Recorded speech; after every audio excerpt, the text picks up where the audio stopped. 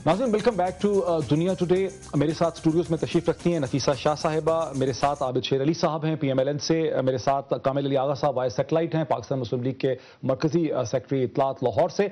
और नाज़रीन वक्फे से पहले मैं थोड़ा सा कनेक्ट आपको कर दूं, याद दिला दूं कि वक्फे से पहले बात यहाँ तक पहुंची कि कामिल अली आगा साहब कह रहे थे कि मैं आज भी यही कहता हूँ कि पाकिस्तान पीपल्स पार्टी की वफाकी हुकूमत ने जो MQM के साथ और साथ ही मौलाना फजल रहमान से झगड़ा पिकअप किया था, ये एक सोचे समझे स्क्रिप्ट से था, ये कोई एक सडन डेवलपमेंट्स नहीं हुई। ये RGST से तवज्जो अपना जो उनका फेलियर था उससे तवज्जो हटाना चाहते थे। लेकिन सबसे पहले नाज़रीन मैं अब चलूंगा मुत्तहिदा कौमी मूवमेंट के मेंबर पार्लियामेंट जो हैं सिंध असेंबली से, इजहारुल हसन साहब, ख्वाजा इजहारुल हसन साहब, वो हमारे साथ लाइन पे हैं, मेंबर भी हैं और एडवाइजर भी हैं चीफ मिनिस्टर सिंध के। और सबसे पहले मैं आपको एक क्लिप सुनाता हूं फारूक सत्तार साहब का, मुत्तहिदा कौमी मूवमेंट का जो डेलीगेशन 2 रोज से यहां पे था, जिसने वजीर आजम पाकिस्तान यूसुफ रजा गिलानी साहब से बात की, मुलाकात की, फिर उसके बाद सदर पाकिस्तान जनाब आसिफ अली जरदारी साहब से मुलाकात की। तो उस मुलाकात खत्म होने के बाद फारूक सत्तार साहब ने क्या कहा वो मैं जरा आपको सुनाता हूं, फिर ख्वाजा साहब से बात करते हैं। क्या है, जिस तरीके से हमें सदर साहब ने हमें यकीन दहानी कराई है और हमें जिस तरह एश्योर किया है उन्होंने, तो हमें उम्मीद है कि जो हमारी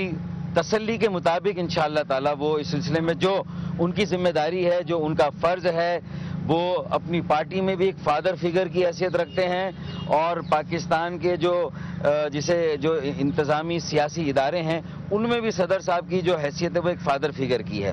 तो मैं समझता हूँ कि अब ये फादर फिगर पर छोड़ना चाहिए कि वो किस तरीके से इस मामले को लेते हैं और इसका उन्होंने किस तरह नोटिस लिया है। नाज़रीन अभी आप सुन रहे थे फारूक सत्तार साहब को, मुत्तहिदा कौमी मूवमेंट के जो मरकजी रहनुमा हैं इस वक्त पाकिस्तान में। फारूक सत्तार साहब प्रेसिडेंट ऑफ पाकिस्तान आसिफ अली जरदारी साहब से मुलाकात करने के बाद उन्होंने कहा कि सदर साहब ने हमें रीअश्योरेंसेस दिलवाई हैं, उन्होंने हमें एतमाद दिया है और सदर पाकिस्तान जो है वो ना सिर्फ पाकिस्तान पीपल्स पार्टी के अंदर एक फादर फिगर की हैसियत रखते हैं, बल्कि पाकिस्तान का जो लार्जर बड़ा इंतजामी ढांचा है उसमें भी एक फादर फिगर की वो हैसियत रखते हैं। उन्होंने हमें रीअश्योर कराया। मेरे साथ इस वक्त मुत्तहिदा कौमी मूवमेंट के स्पोक्स पर्सन इजहारुल हसन साहब जो हैं कराची से मेरे साथ हैं। खान साहब वेलकम। सर सवाल ये है कि अभी हमने सुना फारूक सत्तार साहब को और उन्होंने कहा कि फादर फिगर हैं जरदारी साहब, तो लेकिन समझ नहीं आई कि रीअश्योरेंसेस क्या दिलाई हैं।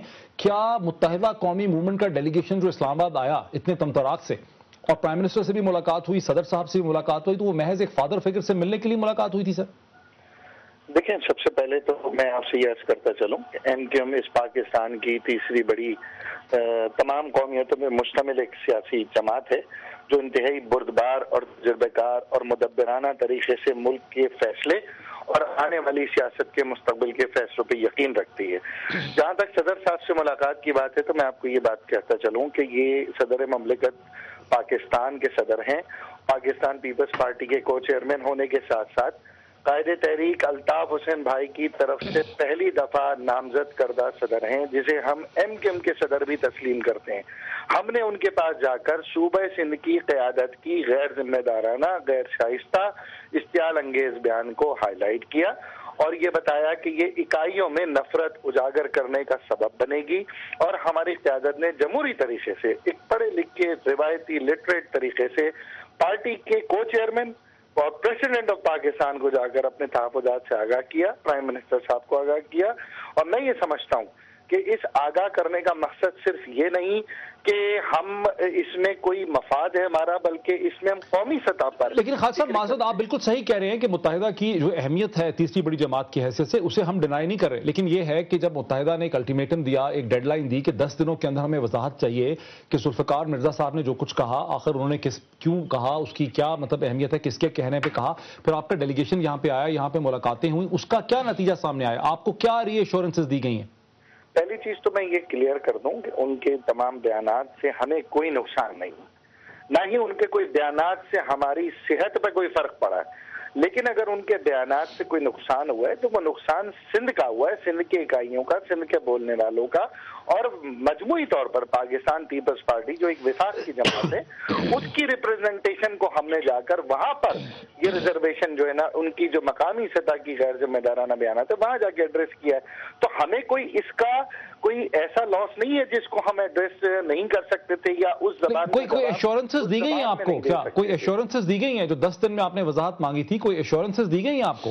This is a very true. हमें एक एश्योरेंस ये मिली है कि ये उन्होंने एक्सेप्ट किया है कि ये जिम्मेदाराना बयान नहीं है اور انہوں نے ہماری اہمیت اور ہمارے تحفظات کو ایڈریس کیا اور یقین دہانی کرائی ہے کہ you will see the results on ground, اور اس کو آپ کو پتہ چلے گا، عملی طور پہ پتہ چلے گا.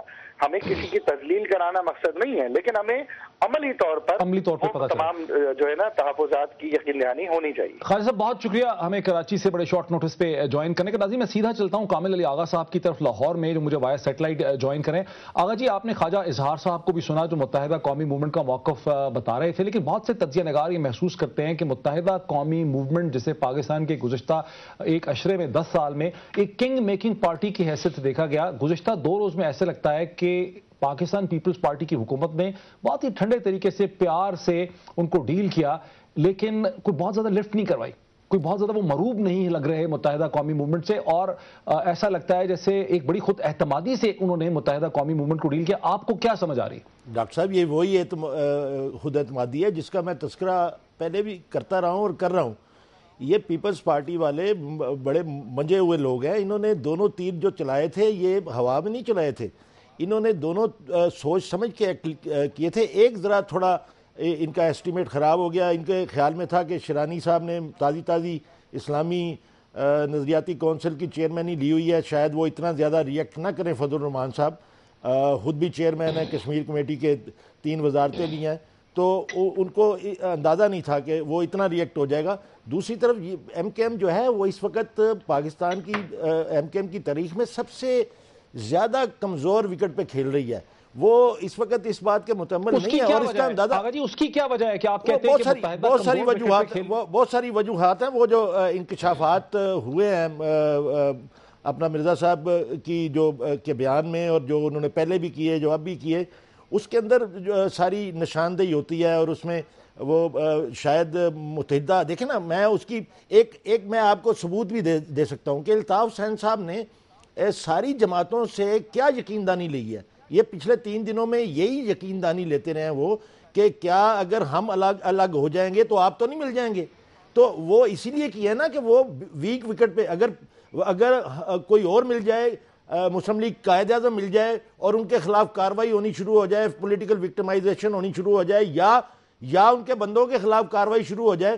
دیکھیں کراچی کے اندر ایک صورت تو آپ کے بالکل سامنے ہے. دیکھیں میں ڈاکٹر صاحب میں تھوڑی سی بات کرنا چاہوں گا.